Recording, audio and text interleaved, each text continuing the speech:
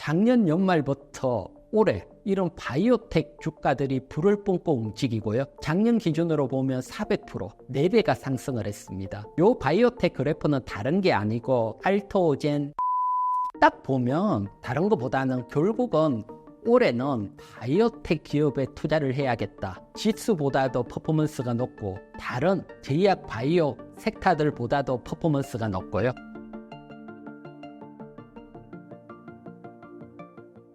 네, 안녕하세요. 저는 대한민국이 가장 어려울 때 1998년 IMF 때부터 지금까지 금융시장에 있어온 이희건 대표고 지금은 이희건 경제TV 유튜브를 운영하고 있습니다. 국내 증시가 유독 어려운데 어떤 전략으로 접근을 해야 할까요?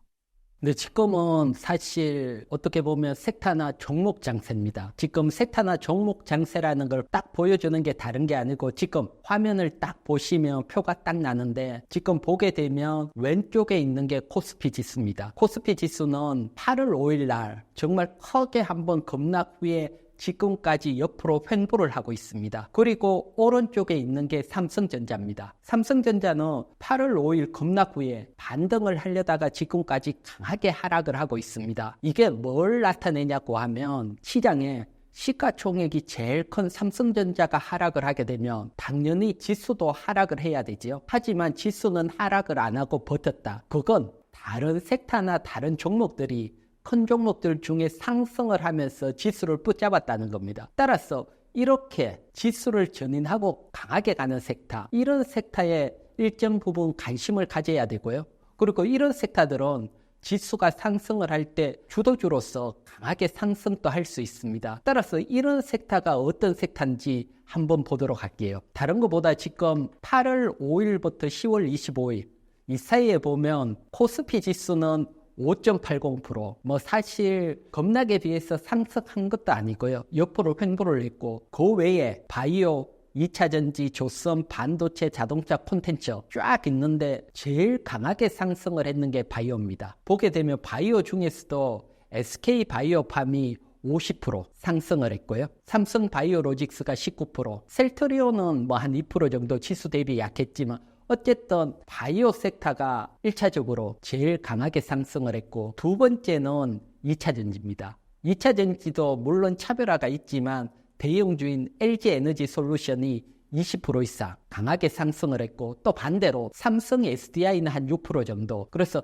차별화는 나오지만 그래도 강하게 가는 종목 장세가 이어지고 있다. 이렇게 설명을 드리고 그다음 조선주 중에서는 HD한국조선해양이 16%. 또 물론 요 중에서도 차별화가 있지만 어쨌든 강하게 가는 섹터는 바이오, 2차전지, 조선주 요렇게 볼 수가 있고요. 반대로 상대적으로 약한 섹터는 사실 조금 아쉽지만 또 개인 투자분님들이 많이 매수한 삼성전자 가장 약세로 움직였고요. 그리고 자동차나 콘텐츠가 약했습니다. 따라서 요렇게 분류를 해서 보면 오늘 제가 여기에 왜 강하게 움직이고 또 어떤 게 대장주고 그 이유를 알면 여러분들이 접근을 할 수 있으니까 섹터별로 딱 정리를 해왔으니까요. 한 15분 정도 투자를 하신다면 여러분들이 섹터에 대한 이해도가 확 높아질 거라고 자신을 하니까 한번 투자를 해보시고요. 자, 그러면 가장 강하게 가는 섹터 먼저 이렇게 설명을 드릴게요. 바이오주 매매에 있어서 가장 중요한 핵심 포인트는 무엇입니까? 사실 바이오주들은 사실 한 번 상승을 할 때는 정말 강하게 상승을 하고 대박이지만 고점에서 잘못 매수하면 정말 쪽박도 차고 그래서 변동성이 워낙 큰 섹터입니다. 그렇기 때문에 호불호가 딱 갈리는 섹터고요.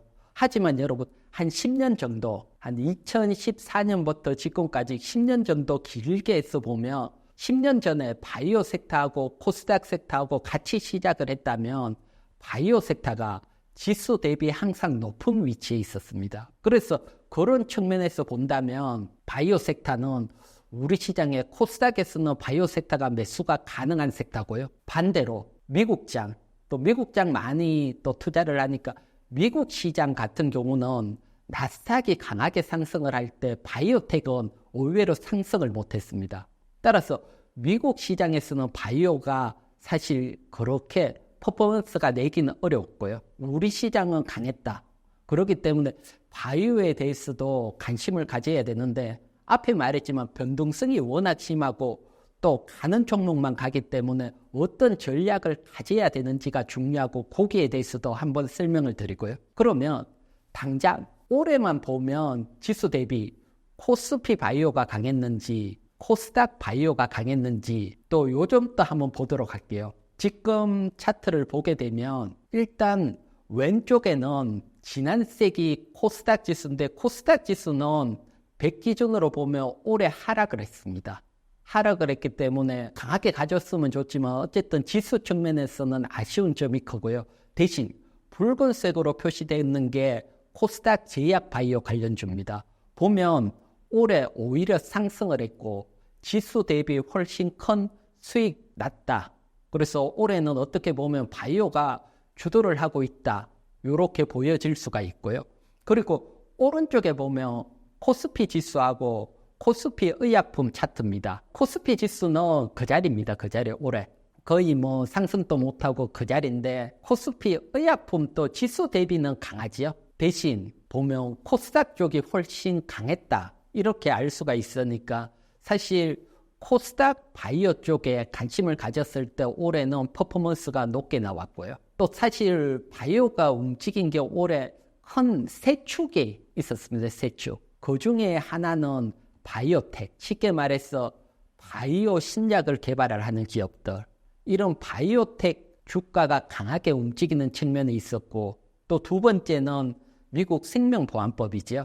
거기에 수혜를 받는 측면이 하나가 있었고 그리고 비만 치료제 관련주들이 움직였고요. 하지만 전체적인 통계를 내서 보면 역시 뭐 가장 기본인 바이오텍 관련주들이 워낙 강하게 움직였습니다. 그래서 바이오 섹터들 통계를 내서 어느 섹터가 강하게 움직였는지도 한번 보도록 할게요. 딱 그래프가 보면 뭐 지금 바이오 지수, 그 다음에 대형 바이오, 전통 제약사, 그리고 바이오텍 네 종류를 그래프를 나타냈는데 바이오텍 지수가 작년 기준입니다. 작년 2023년 1월부터 작년 상반기 또 하반기 접어들 때까지는 큰 변화가 없이 네 축이 거의 비슷하게 움직이다가 작년 연말부터 올해 이런 바이오텍 주가들이 불을 뿜고 움직이고요.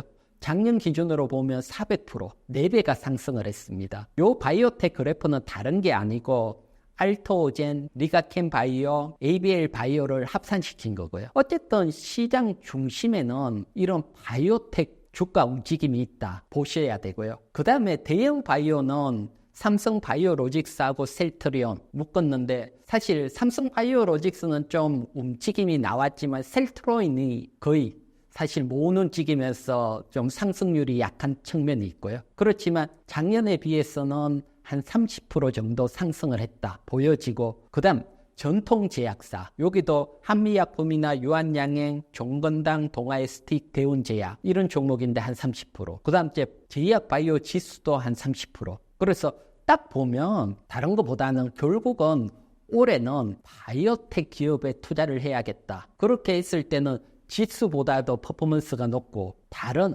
제약 바이오 섹터들보다도 퍼포먼스가 높고요. 그러면 왜 이런 바이오텍도 뭐 작은 이제 막 개발을 하는 기업부터 또 크게 개발을 해서 뭐 빅파마들한테 기술 수출을 하는 기업도 있고 다양하잖아요. 요 중에서 어떤 바이오텍에 관심을 가져야 되는지 그 부분도 한번 보도록 할게요. 지금 바이오 지수를 길게 해서 제가 한번 가져왔거든요.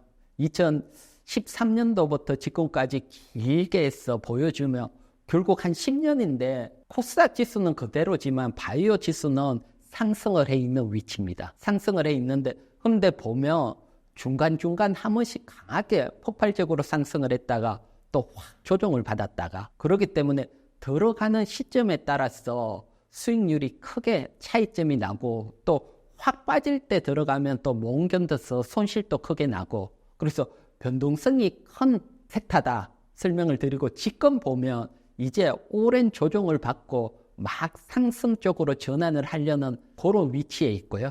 그래서 제일 먼저 2015년대부터 그 다음에 한 18년까지 크게 상승을 했는데 이때는 바이오 뭐 임상 실험을 하고 개발만 한다. 그러면 사실 기술력하고 상관없이 와 무조건 성공하겠다 이런 게 강했기 때문에 거의 바이오 제약 만들거나 이런 바이오텍 기업들이 대부분 상승을 할 때입니다. 그때 이때는 사실은 종목 선정보다 바이오 섹터 매수한다는 자체가 수익을 냈으니까요.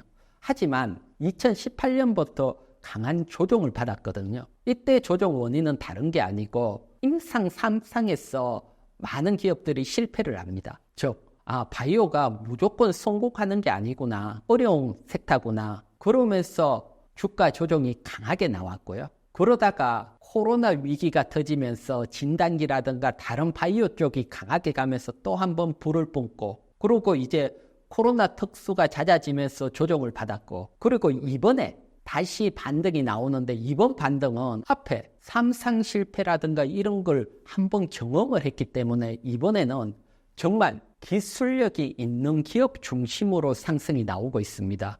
특히 그걸 보여주는 게 그래프에서 붉은색으로 이렇게 되는 부분이 계속 증가를 하고 있죠. 이 붉은색은 다른 게 아니고 기술 수출 금액입니다. 누적 기술 수출 금액.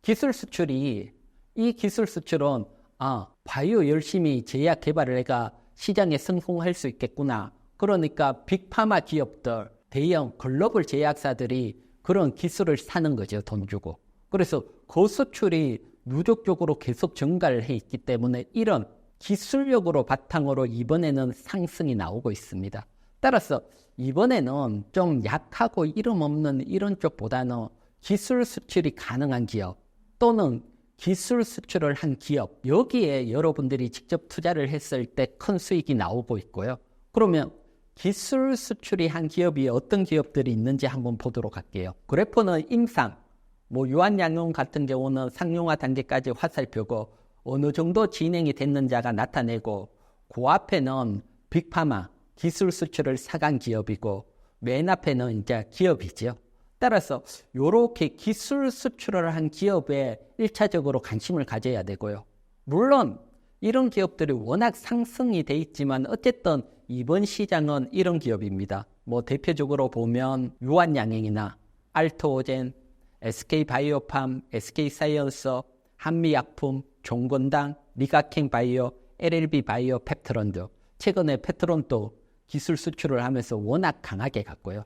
그래서 만약에 너무 높다 이러신 분들은 바이오 중에 임상 한 2상 정도의 수출 가능한 기업이 어떤 기업이냐 이런 기업들 주가도 어느 정도 상승하고 이런 기업들을 열심히 연구해서 한 2개 정도 해놓고 하나가 기술 수출이 된다면 그 중에 하나라도 그러면 급등할 수 있거든요. 그래서 분석을 하고 기술 수출이 가능한 기업 아니면 기술 수출이 되는 기업 중에 눌림이 나오는 종목 이렇게 전략을 펼쳤을 때 가장 낫고 그리고 너무 높으신 분들은 그래도 규모가 있는 SK바이오팜 같은 경우는 차트적으로 보면 이제 바닥권에서 하단 박스권을 돌파하는 위치니까요. SK바이오팜에 한번 관심을 가져보시라 설명을 드릴게요. 조선주 매매의 핵심 전략과 관심 종목 설명 부탁드리겠습니다. 사실 조선주들도 사실 원래 많이 상승을 했거든요. 지수들은 거의 상승을 하지 않았는데 조선주들도 많이 상승을 했는데 어떤 전략을 가지고 가는지 또 왜 상승을 하는지 또 언제까지 상승을 할 수 있는지 그런 부분들도 하나하나 짚어보도록 할게요. 지금 딱 보면 요 그래프 2개가 조선주들이 왜 상승을 했는지를 딱 보여주는 그래프입니다. 딱 보면 왼쪽이 배 한 대 만들면 얼마에 팔 수 있느냐 신조선 가격입니다. 이 신조선 가격이 계속 2021년부터 상승을 했습니다. 즉 배를 만들면 비싸게 팔 수 있다. 배 가격이 상승했다는 것은 조선업종에서는 가장 큰 호재지요. 그리고 이게 가장 활황인 2008년 고점까지 상승을 했고요. 옆에 보시는 것은 배 만들 때 많이 들어가는 후판, 7강이죠. 후판 가격 그래프입니다. 후판 가격 그래프 보면 2021년부터 계속 하락을 합니다. 이 얘기는 배 만들 때 들어가는 후판은 하락을 했고 배 가격은 상승을 했다. 영업이익이 좋아질 수밖에 없죠. 따라서 이런 영업이익이 좋아지기 때문에 주가도 상승을 하고 있고요.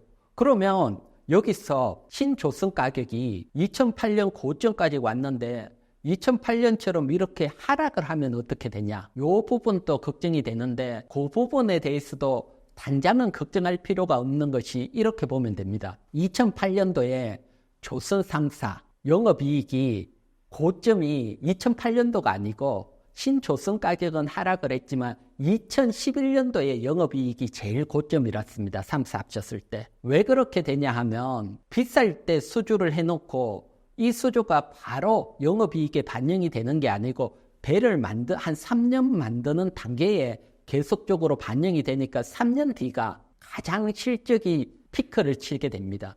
따라서 지금 신조선 가격이 치고 못 가고 설령 꺾이더라도 조선기업들의 영업이익은 2025년, 2026년까지는 좋아진다는 겁니다. 따라서 실적 시전에 만약에 조정을 받고 이렇게 되면 매수를 했다가 또 실적 시전이 좋아지면 호실적을 바탕으로 반등이 나올 수 있거든요. 그래서 요즘 또 조선업 바라볼 때 키포인트로 하나 참고를 해보시고요.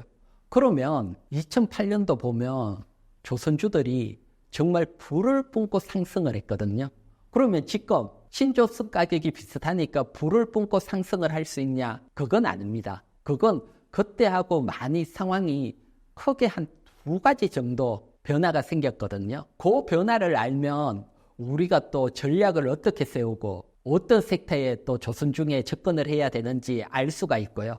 먼저 너무 큰 기대를 하기 어려운 첫 번째 이유 한번 보도록 할게요. 첫 번째 이유는 지금 보시는 것은 신조선 가격이고 밑에 붉은색은 조선주 시가총액입니다. 보게 되면 신조선 가격이 2008년하고 비슷하게 왔고 여러분들이 조선주 차트를 보면 아직 2008년도 급등을 할 때보다 훨씬 낮은 위치입니다. 그렇지만 시가총액은 많이 올라와 있죠. 이거는 어떤 차이점이 있냐고 하면 여러분 조선주들이 어려울 때 유상증자를 많이 했습니다. 그렇기 때문에 주식 발행이 많이 됐기 때문에 주가가 조금만 올라도 시가총액이 올라간다는 겁니다. 즉 펀더멘탈의 부담을 받을 수 있고 또 과거 현대중공업 같은 경우는 기업 분할을 하면서 또 회사가 늘어나 있고요.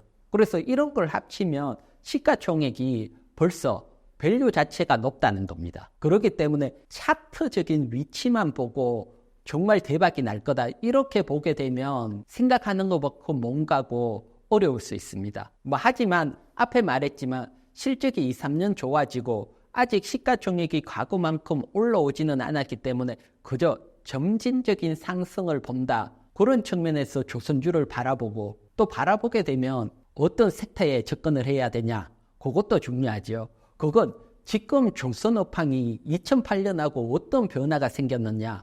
그걸 보면 우리가 전략을 세울 수가 있는데요. 2008년도 때는 사실 우리가 세계 1위랐습니다.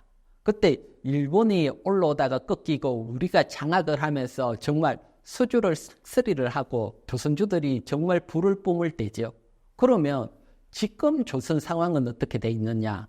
업황 상황을 한번 보도록 할게요. 지금 업황 상황입니다. 지금 업황 상황을 보게 되면 여러분 중국 2023년 기준으로 보면 신규 수주 같으면 중국이 66%를 차지했고 우리가 19%밖에 안 됩니다. 그러니까 2008년도 때는 우리가 1위랐지만 지금은 2위고 중국이 워낙 강하게 치고 올라오고 절반 이상. 그러니까 어떻게 보면 그때하고는 많이 상황이 다르다는 거죠. 그렇기 때문에 강한 상승보다는 점진적인 상승을 다시 한번 설명을 드리고 그렇다면 우리가 이렇게 중국이 강할 때는 어떤 전략을 펼치느냐? 첫 번째는 중국이 수주를 워낙 많이 하고 삭스리를 하기 때문에 중국 자체에 부족한 것들이 있습니다. 중국 쪽에 부족한 걸 많이 수출하는 조선 섹터, 거기에 관심을 가져야 되고 그중에 가장 많이 수출을 하는 섹터는 엔진입니다. SG, 조선 엔진입니다. 그래서 엔진 수출하는 기업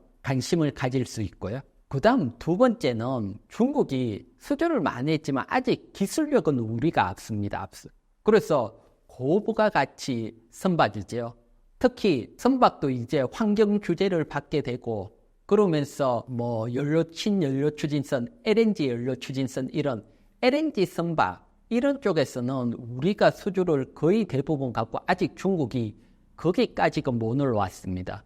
따라서 중소형주 중에서는 LNG 선박 관련주 이런 쪽에 또 관심을 가질 수 있고요. 그래서 보면 크게 보면 코스피 지수보다 강하게 가는 대형주, 지수보다 퍼포먼스가 있는 대형주에 첫 번째 관심을 가지고 두 번째 엔진, 조선 엔진 관련주에 관심을 가지고 세 번째는 LNG 또 관련 중소형주에 관심을 가지는데 대표적인 기업들을 한번 보도록 할게요. 대형주 중에서 퍼포먼스를 내고 있는 것은 HD 한국조선해양이고 HD 현대중공업입니다. 이번 주에 조정을 받았지만 지수 대비 훨씬 강하고요. 하나오션이라든가 삼성중공업은 지수 대비 그렇게 상승하지 못했는데 HD그룹, HD현대그룹 관련주들이 지금 주도를 하고 있거든요. 따라서 조선주에 관심이 있으면 이런 종목들이 조정 나올 때 시장이 가장 강하게 갔던 애들이 조정 후에 또 강하게 가는 경우들이 많으니까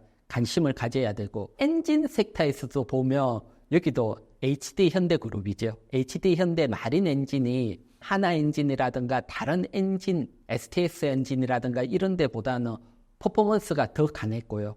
그 다음에 엔진은 한 3사인데 STS 엔진이라든가 하나 엔진 같은 경우는 부채 비율이 너무 높습니다. 부채가 자본 총계보다 한 3배 이상 300% 높기 때문에 유상증자 리스크라든가 이런 리스크가 좀 존재를 하고 실적은 확 좋아졌는데 존재를 하고요.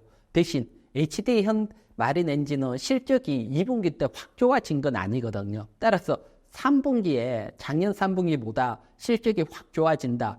그러면 관심을 가질 수 있겠죠. 그리고 마지막으로 LNG 관련된 중소형주입니다. 중소형 주선주 보면 성광밴드라든가 한국카본 이런 기업이 있는데 코스닥 지수하고 비교했을 때는 지금 코스닥 지수가 전체가 조정을 받으니까 사실 중소형 조선 관련주들도 전체가 조정을 받는데 올해 기준으로 보면 한국카본보다 성광밴드가 훨씬 코스닥 지수보다는 높은 위치입니다. 더 퍼포먼스니까 코스닥 지수가 더 난다. 그러면 코스닥 지수보다 강하게 상승하고 버텼던 성광밴드가 먼저 움직일 수 있으니까 또 조선주 부품주에 또 관심이 있으시면 성광밴드 여기에 관심을 가져보시고요. 또 다양한 섹터들 이런 섹터들이 있는데 좀 더 구체적으로 또 원하시는 분들은 이희경 정제TV 또 유튜브에 오시면 다양한 또 섹터들 설명도 있으니까 한번 참고해 보시기 바랍니다.